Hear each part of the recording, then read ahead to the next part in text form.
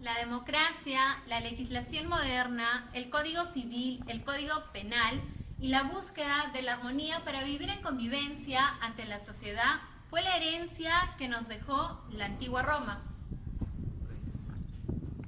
quienes fueron una de las grandes civilizaciones que conquistaron el mundo. Su mayor aportación fue la creación del ordenamiento jurídico a través de la ley de las 12 tablas. Todos los ciudadanos romanos eran iguales ante la ley. La creación de sus derechos fue a través de las costumbres y tradiciones. En aquella época no existía alguna academia o institución para la formación de un abogado. Es así que cualquiera podía hacerlo, siempre y cuando esté bajo la supervisión y enseñanza de un abogado con experiencia. El indubio pro reo nace del derecho romano, que significa la duda favorece al reo. Asimismo, en Roma existían dos clases de personas, las personas naturales y las personas morales. Para ser considerado persona natural tenías que tener tres estatus: el status libertatis, ser libre; el status civitatis, ser ciudadano romano; y el status familiar, no contar con... El jus post limini se definía cuando una persona libre era hecha prisionera y caía en la esclavitud, pero podía escapar y regresaba a su hogar. Para finalizar, las personas morales eran la realización de reuniones de las personas físicas para un determinado fin, como por ejemplo las asociaciones y las fundaciones. Bueno, prosiguiendo con la explicación, tenemos lo que es la patria potestad. Es aquel poder de autoridad que se ejercía sobre una cosa u una persona. En Roma tenemos lo que se regía sobre un pater familias, los derechos y obligaciones que éste tenía sobre un hijo menor no emancipado o sobre un hijo adoptivo. También tenemos lo que es el parentesco. Son las relaciones comunes que tienen dos personas. Se puede considerar en línea recta o por líneas colaterales. Y también se caracterizaba por la consanguinidad, por la parte civil. Bueno, y ahora vamos a hablar sobre las fuentes de la patria potestad. Como sabemos, la patria potestad es la relación agnática establecida entre el si iuris y un aliene iuris. Estas fuentes de la patria potestad era matrimonio, adopción y legitimación. Como primera fuente de la patria potestad tenemos el matrimonio, también conocido como el jus nuptiae, el derecho contra el matrimonio. Esta es la unión conyugal de carácter monogámico entre el hombre y la mujer. También acotar que dentro del matrimonio había dos elementos: uno, el objetivo, que era la convivencia entre el hombre y la mujer, y el subjetivo, que era la apreciación mutua, que es decir, que el hombre valoraba a la mujer así como ésta valoraba al hombre dentro de la sociedad.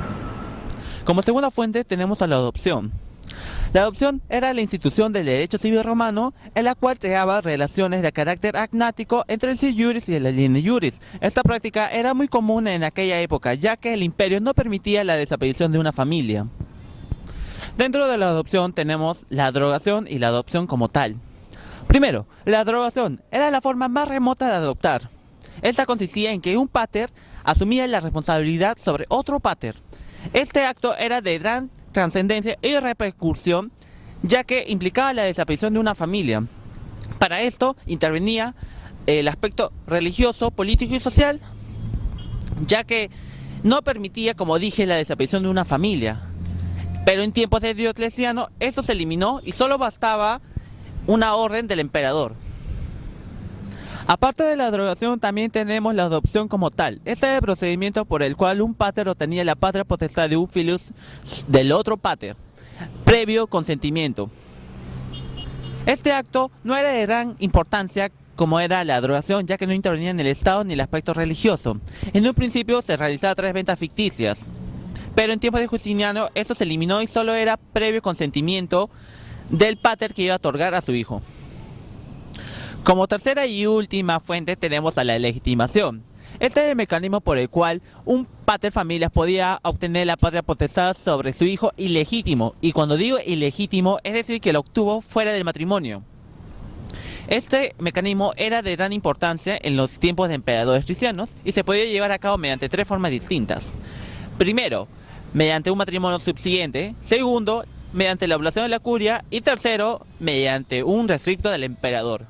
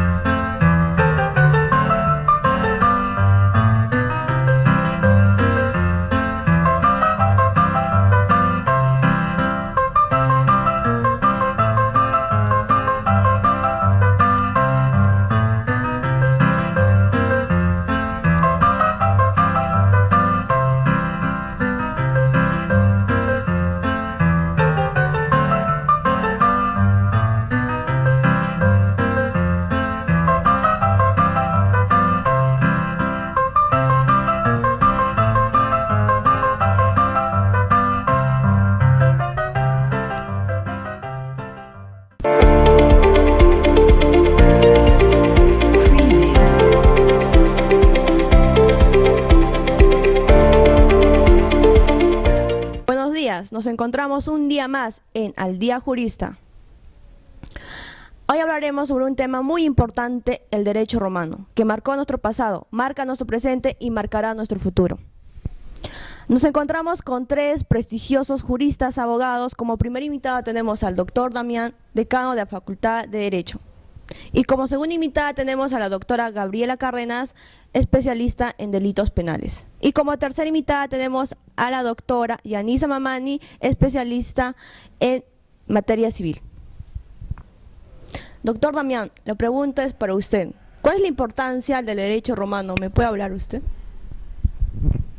Para empezar, la mayoría que estudiamos derecho sabemos que nuestra base reside en el derecho romano. A partir de la creación de la ley de las 12 tablas que nos dejó el Imperio Justiniano. Y así, al pasar el tiempo, nos dejó un montón de leyes y normas bases que sirvieron para nuestra legislación y ordenamiento jurídico actual en nuestro país. Asimismo, puedo acotar que antes en el Imperio los plebeyos se rebelaron contra los patricios y así pudieron obtener derechos y normas y obligaciones que lo podían favorecer para ellos. Doctor Damián, la pregunta es para usted. Háblenos sobre el derecho romano y cuál es la importancia del derecho romano. Para comenzar, envío un saludo a todos los que nos están viendo. Y sobre tu pregunta, el derecho romano, todos sabemos que es la cuna, es la cumbre, es el origen de nuestro derecho.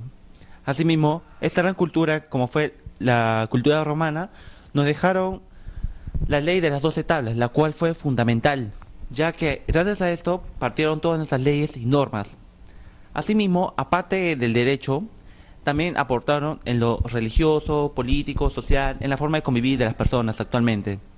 También podemos recordar que antes los esclavos, también llamados plebeyos, se rebelaron contra los patricios, es decir, contra la alta clase, y así pudieron obtener derechos y otras cosas que les favorecían a ellos para dejar de ser cosas y objetos. Doctora Gabriela, ¿qué más nos podría hablar sobre el tema ya mencionado? Pues bien, a lo que ya habló mi colega, le podría argumentar que en el siglo V antes de Cristo, la plebe era quien recopilaba y recolectaba las normas, que éstas llegaban a formar las leyes de las 12 tablas. Estas servían para que así las comunidades pudieran tener igualdad en cuanto a sus derechos que cada uno tenía en la ciudad de Roma. Bueno, doctora Gabriela, ¿qué más nos podría acotar sobre el tema ya mencionado para que puedan conocer los televidentes?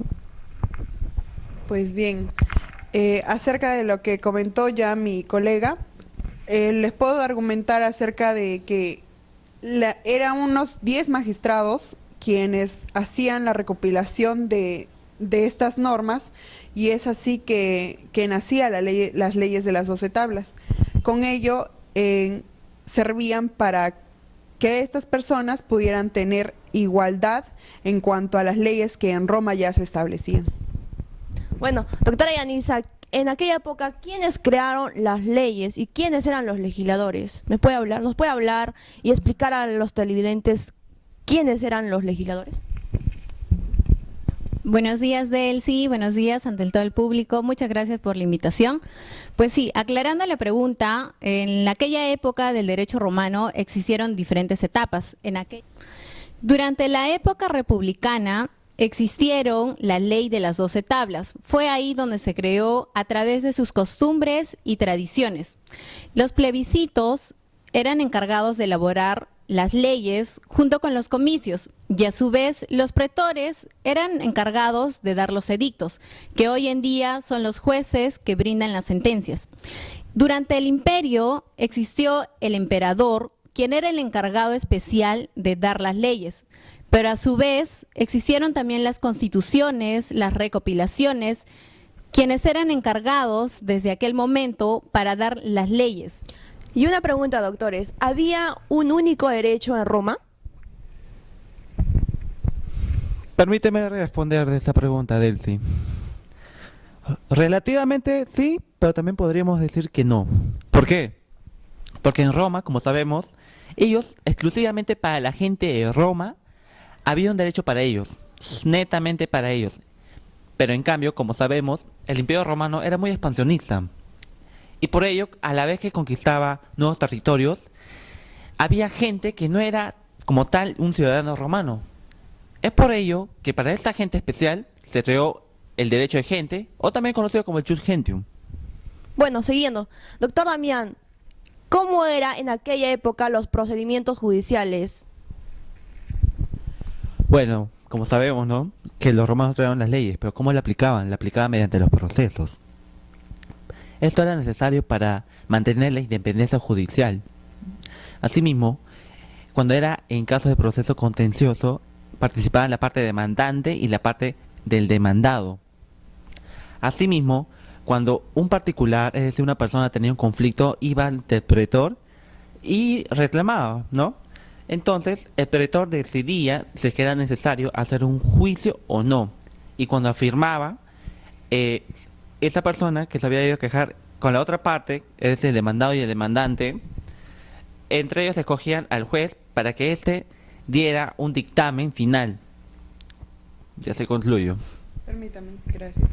Pues bien, acotando lo que mi colega ya comentó acerca de los procesos, prosiguieron lo que son los castigos, en la cual se regía la ley del talión, que era hoy conocido ojo por ojo y diente por diente. Estas leyes, conforme los siglos iban avanzando, iba siendo más dura las penas que se regían a estos romanos, y así implementándose nuevas leyes.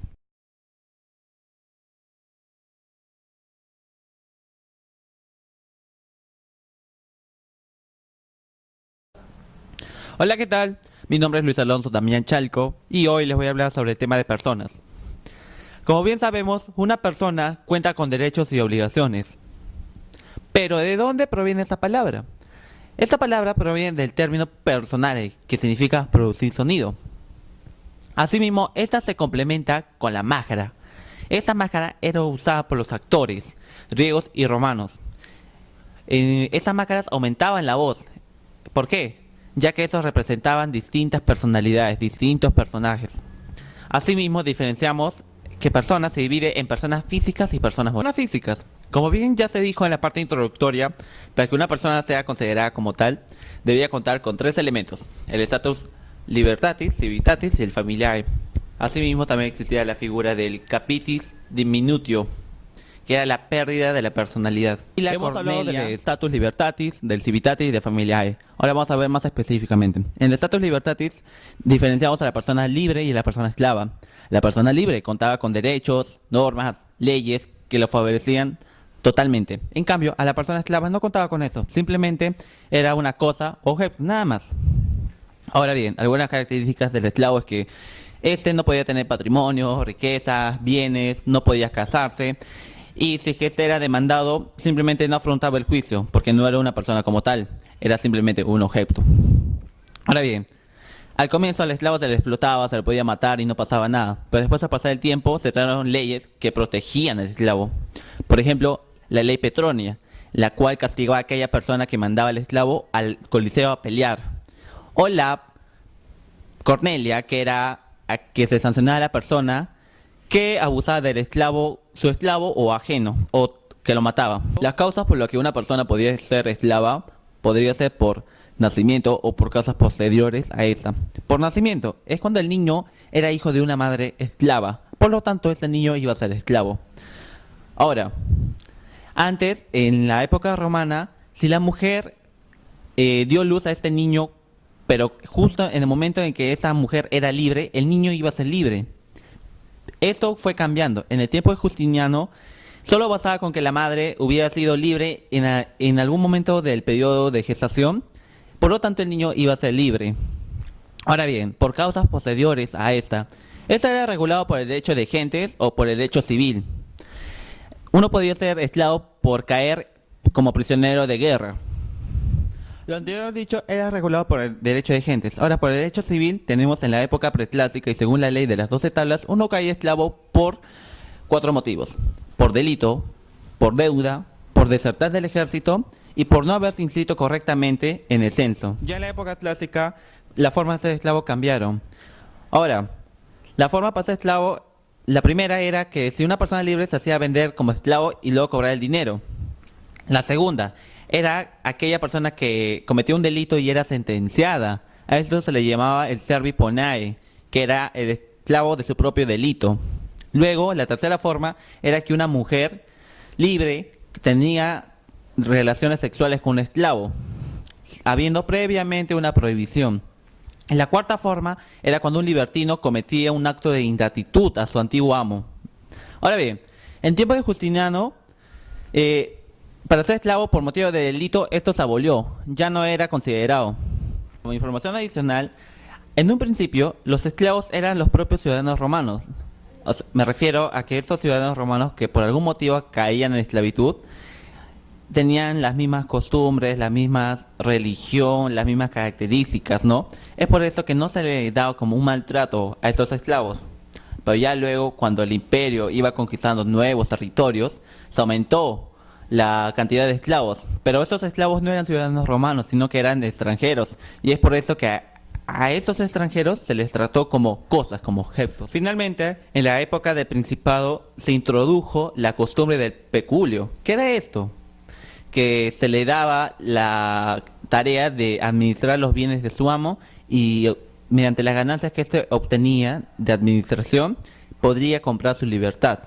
En el Status Libertatis también encontramos la figura de la manumisión. ¿Qué era la manumisión? Era la forma en cómo un esclavo obtenía su libertad.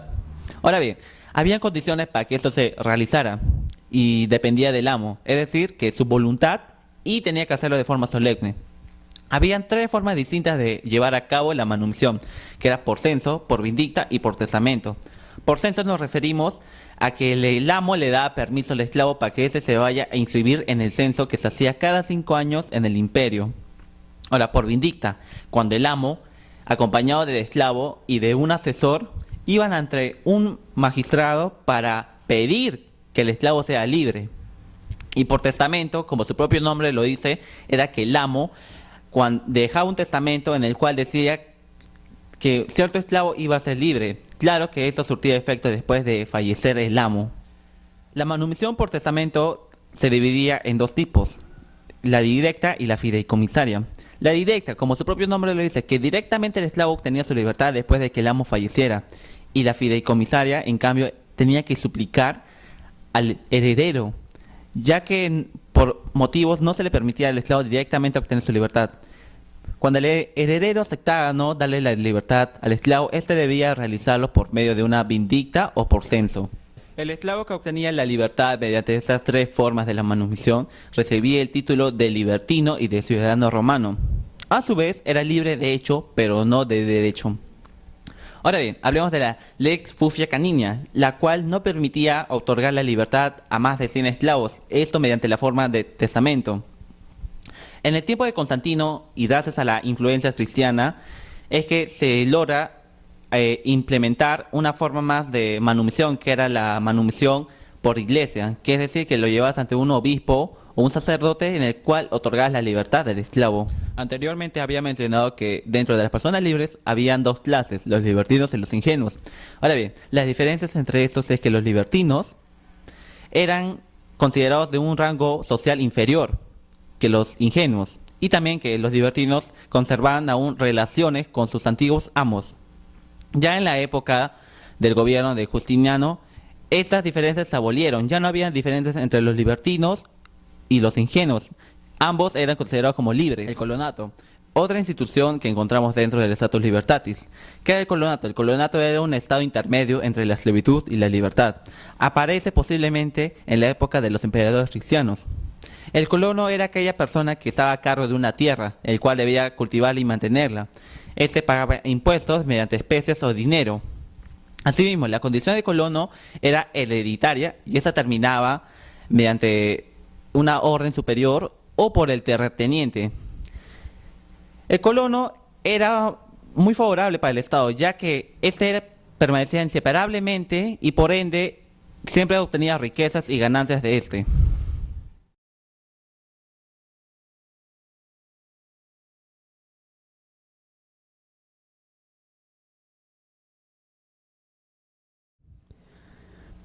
Prosiguiendo con las exposiciones de personas, tenemos la situación del estado civitatis, la cual es condición de que una persona no es esclava, es considerada libre. También estas se derivan del connubium y el commercium. El connubium es aquella situación en la cual es el matrimonio civil y el commercium es la transmisión y adquisición de bienes. Para que una persona pueda ejercer y participar dentro del orden público, se presentan el ius suffragata y el ius honorum. La ius suffragata es la situación del voto de comicio y el ius honorum es la situación de derecho de desempeñar funciones públicas.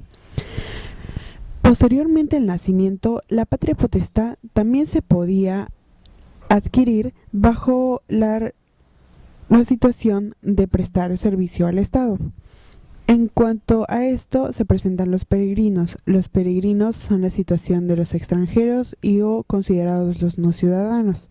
Estos no se regían bajo el derecho de Roma, más tenían la situación de las leyes del ius gentium.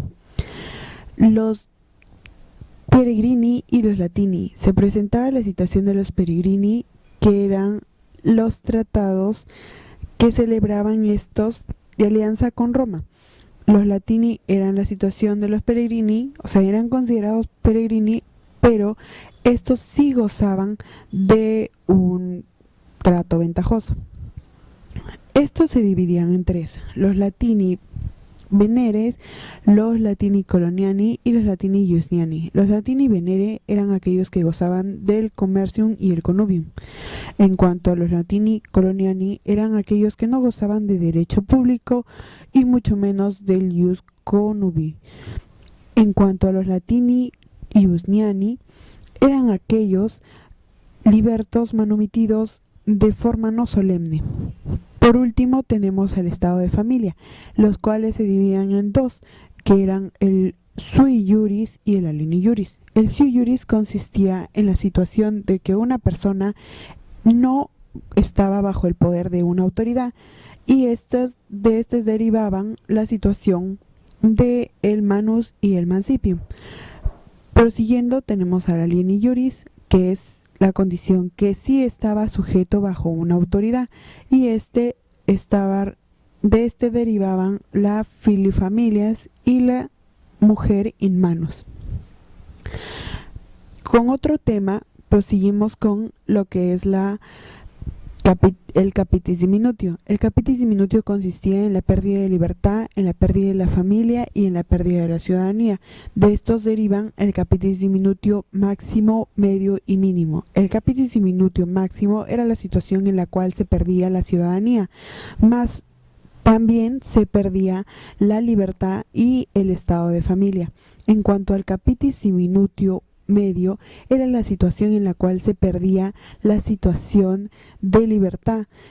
Con esto también se perdía la situación de estado de familia, pero se le consideraba libre.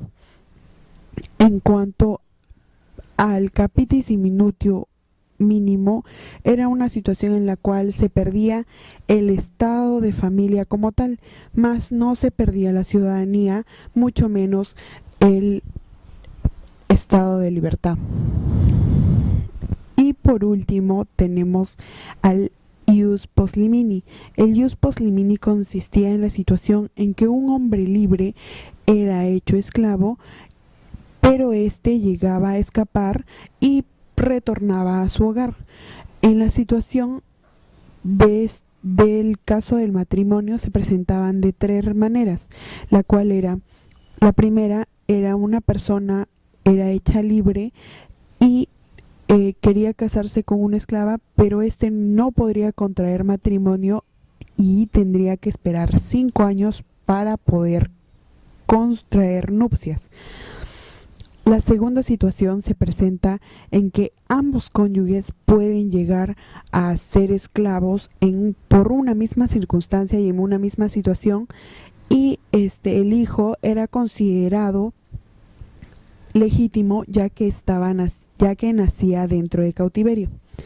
Y la tercera situación, y por último, se presentaba en cuanto a un hombre o una mujer, en este caso uno de los cónyuges era hecho esclavo, el matrimonio quedaba disuelto de forma inmediata.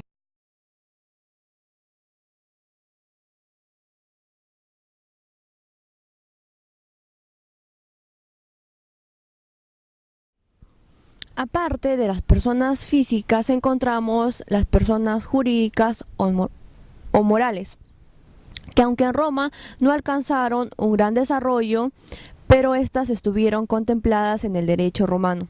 Se le atribuía la calidad de persona moral a las reuniones de las personas físicas interesadas en lograr un bien en común. Tal es el caso de las asociaciones y las fundaciones. Se le atribuía la calidad de persona moral a la reunión de las personas físicas interesadas en lograr una meta en común. Tal es el caso de las asociaciones y las fundaciones. En una primera etapa, la persona moral se formaba sin la intervención del Estado, pero ya en la época republicana era necesario la intervención del Estado. La autorización legal para formar una persona moral se dio de forma general, en el cual consistía que apuntaba a un fin de bien común, es decir, para todos. También había de forma especial, que era para el beneficio del interés del particular. La autorización legal para formar una persona moral eran de dos tipos. La forma general, que apuntaba a un bien común como fin, y la forma especial, que era para el beneficio propio de los particulares. Asociaciones, ¿qué eran? Eran aquellas reuniones de voluntades de personas físicas que querían alcanzar un objetivo en común. Así tenemos, por ejemplo, el Estado, municipios, los colegios de sacerdotes y los gremios. También tenemos a las asociaciones de carácter privado, que eran las sociedades, también conocidas como societas.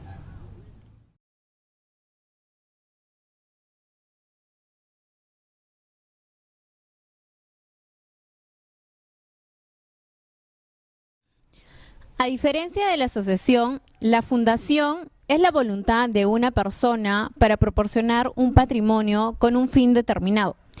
En la época clásica se creó las fundaciones imperiales.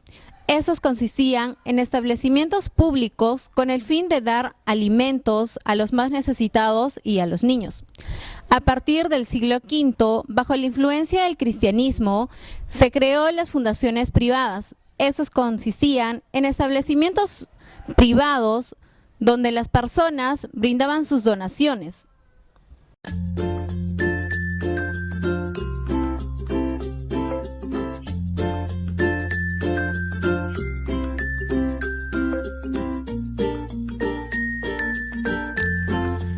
Parentesco es la división de las personas de un punto de vista familiar. Está íntimamente ligada con la idea que los romanos tuvieron del parentesco, es decir, los lazos que unen a los distintos miembros de una familia.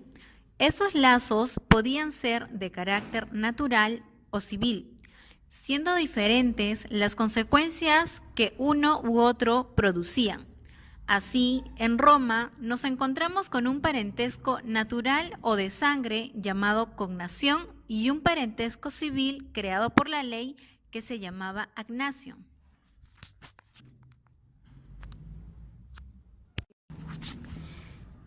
El cognatio es aquel parentesco que une a las personas descendientes de una o de otra línea recta o descendientes de un autor común en línea colateral, sin distinción de sexos.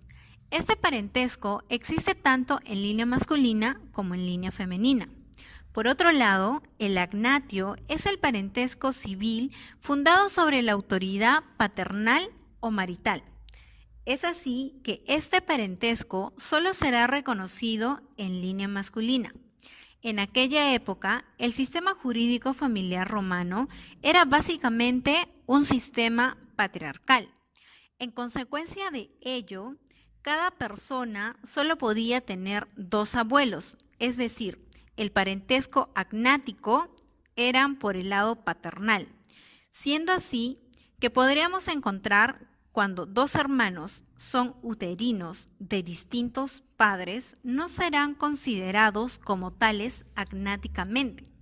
Mientras tanto, que dos hermanos del mismo padre y de diferente madre, desde un punto de vista agnático, sí lo son. Por lo tanto, la familia agnática romana se compone por todos los individuos que estén bajo autoridad de un pater familias, o sea, por todos. El agnatio es el parentesco que une a las personas descendientes de una o de otra línea recta o descendientes de un autor común en línea colateral, sin distinción de sexos. Este parentesco existe tanto en línea masculina como en línea femenina. Por otro lado, el agnatio es el parentesco civil fundado por la autoridad paternal o marital. Por lo mismo, este parentesco solo será reconocido en línea masculina. En consecuencia de ello, el parentesco agnático era que cada persona solo tendrá dos abuelos, es decir, los paternos. Siguiendo estas ideas, nos vamos a encontrar que con dos hermanos uterinos de distintos padres no serán reconocidos como tales agnáticamente. Mientras tanto, que dos hermanos del mismo padre y de diferentes madres, desde un punto de vista agnático, sí lo eran. Por lo tanto, la familia agnática romana se compone por todos los individuos que están bajo la autoridad de un pater familias, o sea, por todos aquellos hijos nacidos del legítimo matrimonio o introducidos a la familia mediante adopción. Por ejemplo, los hijos de un matrimonio legítimo serán agnados entre sí y en relación con su padre y sus abuelos paternos, y con su madre, solo si ella está casada. En consecuencia, los hijos de un hijo serán agnados de su abuelo paterno, los hijos de una hija no. El derecho civil romano tendió en todos los casos a conceder prerrogativas a los parientes agnados, especialmente en lo que refiere a la tutela, curatela y sucesiones. Según la evolución, hacía un reconocimiento de igualdad entre estas dos clases de parentesco. Fue muy lenta y no sino hasta la época justiniana, cuando vemos que desaparece de forma definitiva esta diferenciación, ya que el parentesco cognatio es suficiente para conferir todos los derechos de familia. La patria potestad pertenece al jefe de familia, quien lo ejerce sobre sus descendientes, que forman la familia civil o agnatia. En consecuencia de ello, esta patria potestad es ejercida por el ascendiente varón mayor de edad. La patria potestad fue creada para la protección de los intereses familiares en todos los sentidos, a través de un jefe de familia, el pater familias, con plenos poderes para salvaguardar los intereses del grupo. En una primera etapa, en realidad es únicamente una institución que va a proteger antes que nada los intereses de quien la ejerce. En otras palabras, todos los derechos estaban a su lado y todas las obligaciones del lado de las personas sometidas a él.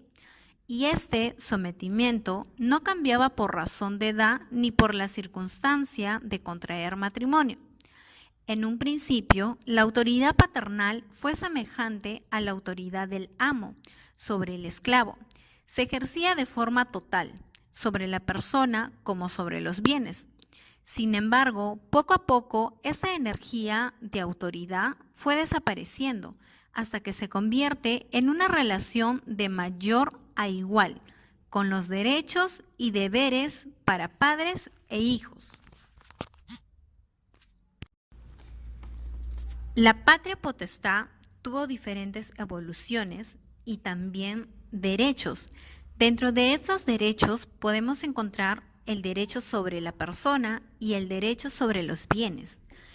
El derecho sobre la persona, en los primeros siglos de Roma, el poder del pater familias era prácticamente ilimitado, llegando inclusive a tener derecho de la vida y la muerte sobre los descendientes, así como el hecho de poder emanciparlos a una tercera persona. Este poder absoluto y en muchos casos irracional fue paulatinamente frenado por el derecho y ya en la época republicana se hizo mucho más moderado. Sobre los derechos sobre los bienes. Como es lógico suponer y teniendo en cuenta la evolución que sufrió el poder del pater familias sobre la persona sometida bajo su autoridad, y en referente a los derechos sobre los bienes, también sufrieron grandes evoluciones semejantes. En el derecho más antiguo, todo lo que la persona adquiría automáticamente pertenecía al jefe de familia. Pero ya en la época republicana y gracias a la idea del peculio profecticio, o sea, aquellos bienes que el padre le concedía en administración, esta circunstancia va evolucionando y el filius familias podía ir formando un patrimonio propio e independiente. En la época de Augusto se crea el peculio castrense, en favor del hijo de la familia que fuese militar, el cual comprende todos aquellos bienes adquiridos como consecuencia de su profesión, esto es, su sueldo y su botín de guerra. En la época del emperador Constantino aparece el peculio, el cual está integrado por los bienes que adquiere el hijo en virtud de sus servicios públicos o eclesiásticos. Posteriormente, también se le concede al hijo no emancipado el derecho de propiedad sobre aquellos bienes recibidos por herencia materna.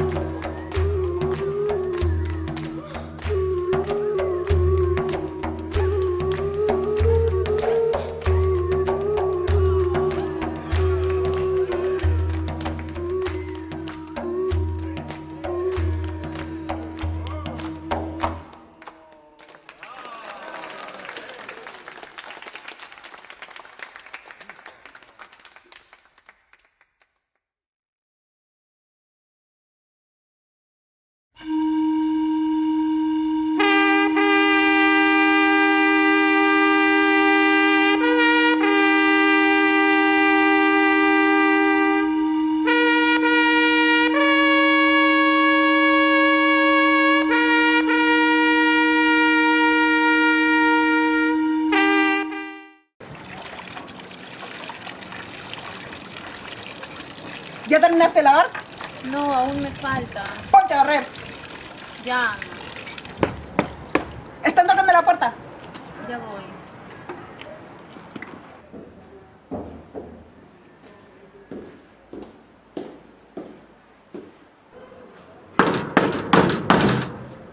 ¿Quién es? Soy Hércules. Busco a Penélope.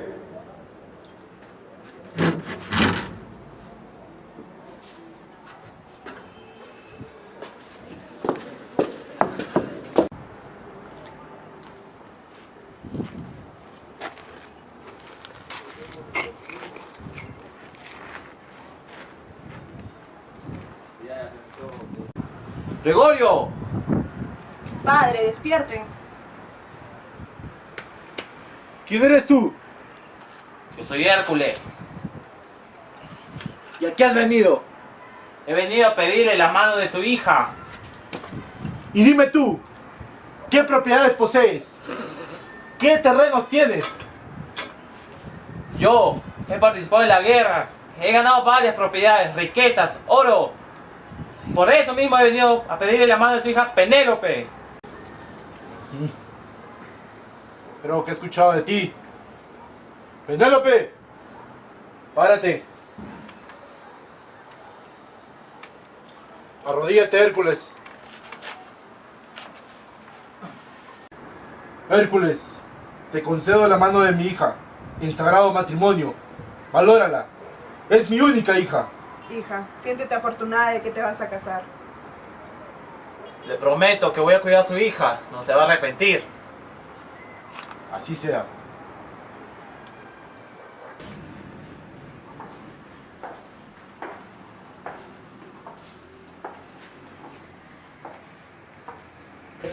Hércules, te entrego a mi hija. Ahora es tu problema.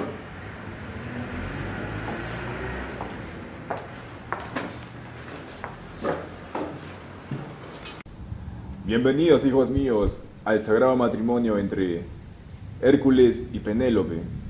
A continuación, voy a empezar con las palabras del Señor. Por el poder que me otorga la ley de Dios, yo los caso a Hércules y Penélope en sagrado matrimonio para que Hércules la proteja, la cuide y sea a partir de hoy en adelante su legítima esposa hasta la muerte.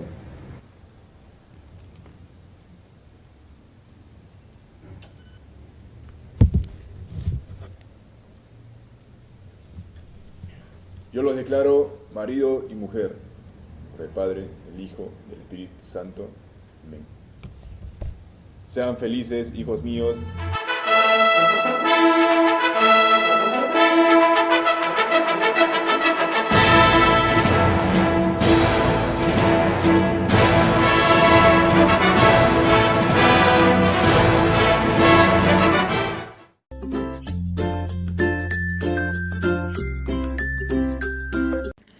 Los esponsales son las promesas de matrimonio mutuamente aceptadas. Quienes contraen esponsales son esposos. Jurídicamente, los esponsales son un contrato de naturaleza preparatoria, ya que conducen al contrato definitivo del matrimonio. Con el tiempo en Roma se introdujo la costumbre de origen oriental, en el cual era entregar la cantidad de dinero, aras esponsales eran conocidas, para garantizar la celebración del matrimonio. En el caso que éste no se llevara a cabo por culpa de alguno de los contribuyentes, el culpable perdía las aras entregadas.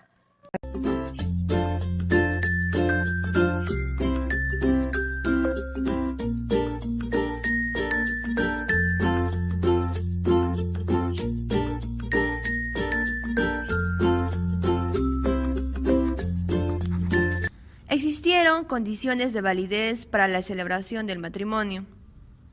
Las condiciones indispensables para la validez del matrimonio son: 1. Pubertad de futuros esposos.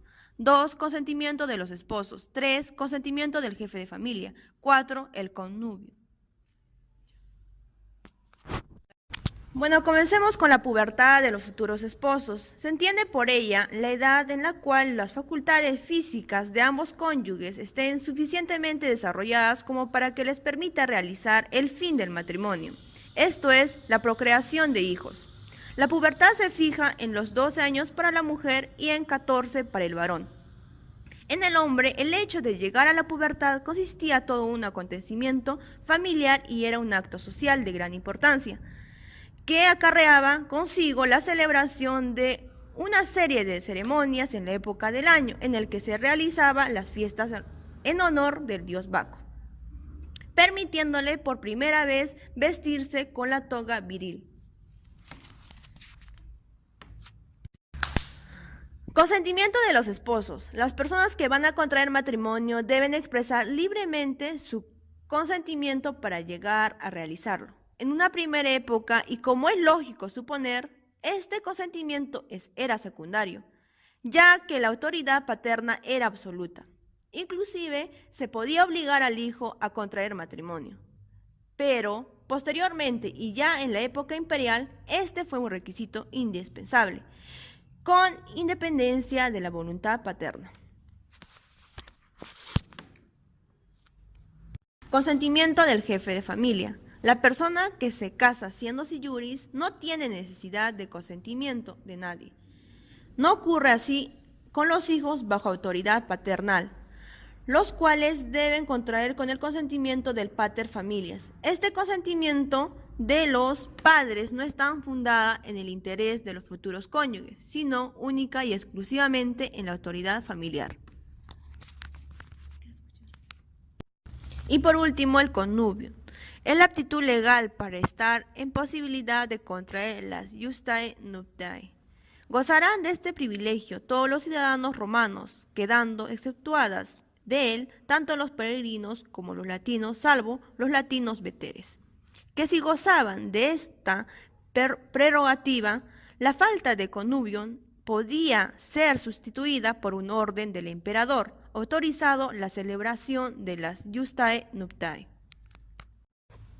Cumpliéndose los requisitos anteriores, toda persona era libre de celebrar el iustum matrimonio, pero podía encontrarse con una serie de impedimentos para llevarlo a cabo.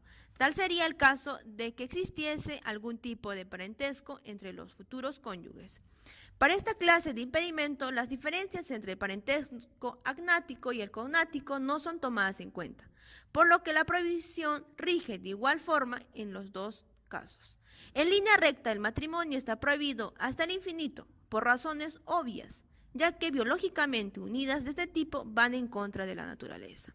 En línea colateral está prohibido entre hermanos, tíos y sobrinos y entre primos. Y en este último caso, cada vez fueron permitiéndose los matrimonios con mayor frecuencia, hasta que llegó un momento en que la prohibición desapareció. Si el parentesco era por afinidad, es decir, aquel existente entre cada uno de los cónyuges con los parientes de otro, en línea recta estaba también prohibido hasta el infinito y en línea colateral hasta el segundo grado. O sea, entre cuñados, los efectos de esta prohibición tendrán validez después de la disolución del matrimonio, cualquiera que sea la causa.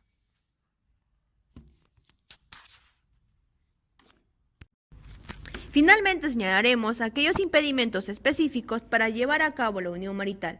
Tal sería el caso de la mujer viuda, que para contraer nuevo matrimonio era necesario que dejase transcurrir determinado tiempo, con el objetivo de evitar la turbatio sanguinis, es decir, el introducir un matrimonio, un producto proveniente de otro. Legislación matrimonial de Augusto. Al asumir el poder después de la muerte de Julio César, Augusto reglamentó muy detalladamente algunas cuestiones relativas al matrimonio y sus efectos. De esta manera, estableció un sistema de premios e incentivos para aquellas personas casadas y con hijos, así como sanciones para los solteros o para los matrimonios sin hijos.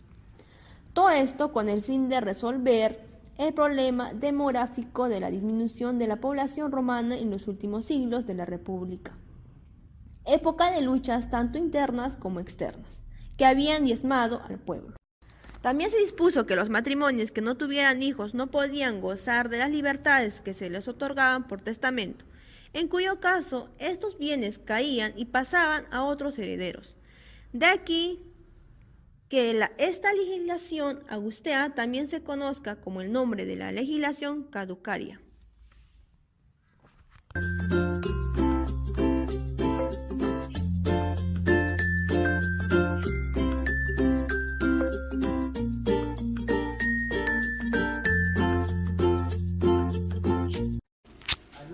En el matrimonio libre, los bienes de la mujer seguían siendo de su propiedad y el marido no tenía derecho sobre estos, pero sí podía administrarlos si ella se los encargaba. A la muerte del marido, la mujer no tenía ningún derecho de la sucesión, salvo sea la situación de recuperar su dote.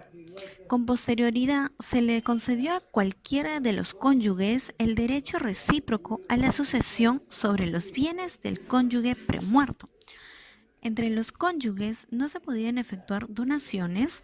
Esta prohibición se decía que era para que no se priven recíprocamente de sus bienes por mutuo amor. A partir de aquella época de Augusto, se prohíbe que la esposa sea fiadora de su marido.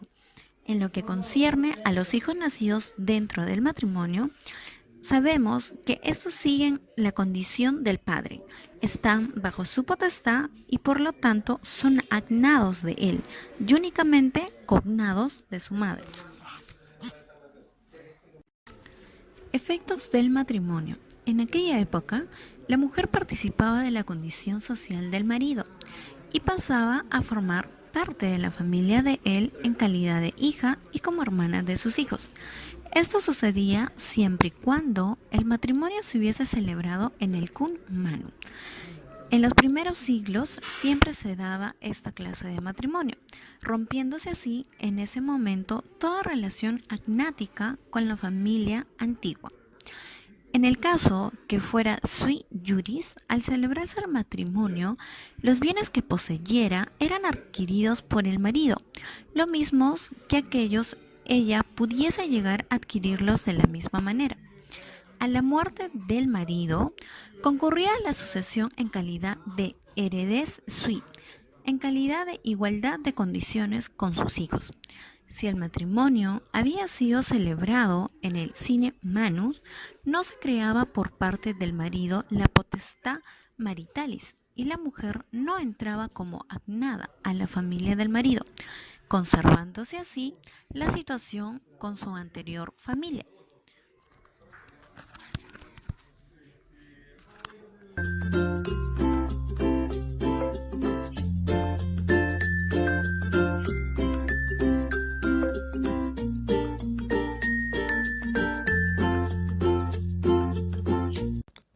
La disolución del matrimonio. La disolución del matrimonio es un proceso legal que pone fin a los derechos y responsabilidades maritales entre los cónyuges.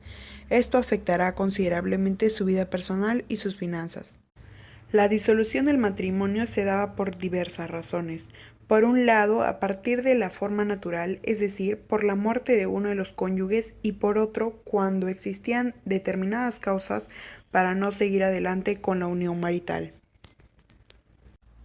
La disolución se presentaba por dos formas: repudium y por mutuo consentimiento. Repudium es la declaración unilateral de uno de los cónyuges en sentido de no querer continuar con el matrimonio, y por otro lado, por mutuo consentimiento. Este tipo de divorcio era más frecuente en la época de los gobernadores religiosos, puesto que ellos prohibían el repudium.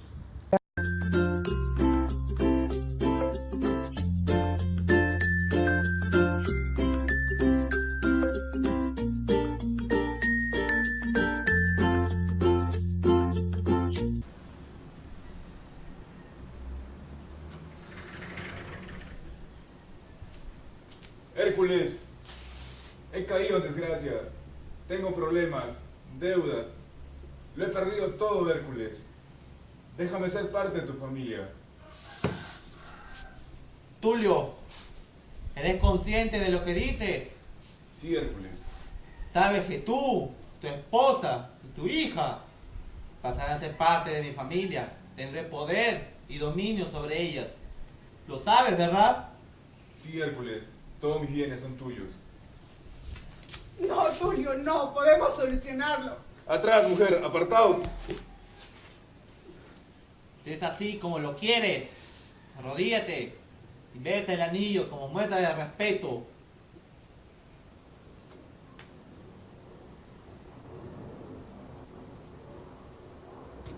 Desde mañana formarás parte de mi familia. Párate. Soy tu hijo Hércules. Respetado pretor, he venido ante usted porque quiero drogar a Tulio, tal como manda la ley romana. Él ya aceptó. Él es consciente de las consecuencias que afrontará. Tulio, ¿estás seguro de que quieres estar bajo la patria potestad de este ciudadano romano? Sí, mi respetado pretor. Si así lo deseen ambas partes, procedan a firmar.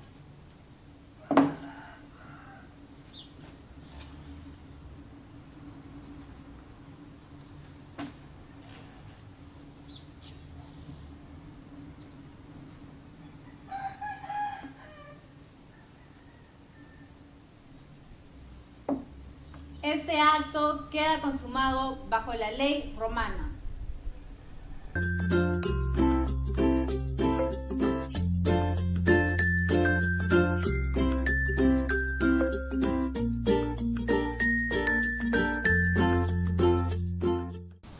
Respetado pretor, he venido ante usted para solicitar la patria potestad sobre Ulises, ya que su padre Tulio realizó 3 ventas ficticias sobre él. Conociendo ya los requisitos que demanda la ley de las 12 tablas, te concedo a ti, Hércules, la patria potestad sobre Ulises.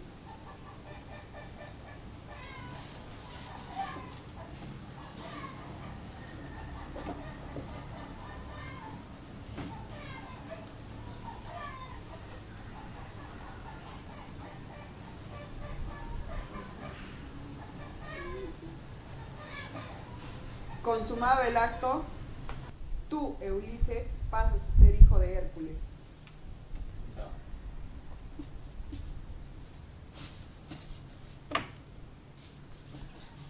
Gran pretor, ante usted nos presentamos Tulio y yo Hércules, porque ambos hemos llegado al acuerdo de que Ulises, su hijo, pasará a ser mi hijo adoptivo. ¿Estás de acuerdo, Tulio? Sí, gran pretor, estoy de acuerdo. Pues bien, conociendo que ambas partes están de acuerdo, yo no me opongo.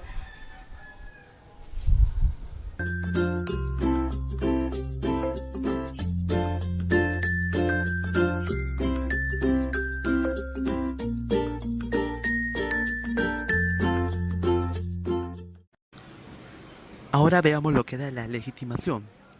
Este es el mecanismo por el cual se entregaba la patria potestad sobre los hijos nacidos fuera del matrimonio, es decir, los hijos ilegítimos. Este procedimiento tuvo mayor auge en la época de los emperadores cristianos. Asimismo, se puede llevar mediante 3 formas distintas. Una de ellas es el matrimonio subsiguiente. Este era el caso en el que el niño que iba a ser legitimado debía ser hijo de padres que pudieran contraer matrimonio legítimo. Esto se da mayormente en el caso de la figura del concubinato.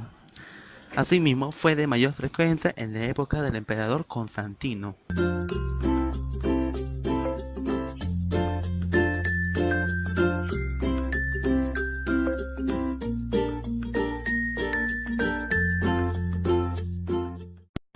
Como segunda forma tenemos la oblación a la curia. Este procedimiento fue creado en el gobierno de Teodosio II y de Valentiniano III. ¿En qué consistía? En el que el padre que deseaba legitimar a su hijo debía ofrecerlo a la curia natal de su pueblo, para que éste desempeñara el cargo de decurio. En el caso de las mujeres, este debía casarla con un decurión. Un decurión era un funcionario administrativo, encargado de la recaudación de impuestos. Y si algo sucedía con estos impuestos, con el dinero obtenido, el decurión debía responder a través de su fortuna. Por ende, para desempeñar el cargo de decurión, este debía ingresar ya con un dote, para que así no sucediera algún perjuicio. Como tercera y última forma, tenemos el restricto del emperador. Este se daba en el caso en el que el padre solicitaba al propio emperador la legitimación de su hijo, y ese emperador podía ofrecerle o no la patria potestad. El padre podía hacer esta solicitud incluso en su testamento para así poder dejar al hijo legitimado y asimismo como heredero de su fortuna. Esta situación solo se daba en el caso de que no existiese un hijo legítimo antes del hijo que se iba a legitimar. Este procedimiento fue más usual a partir de la época de Justiniano.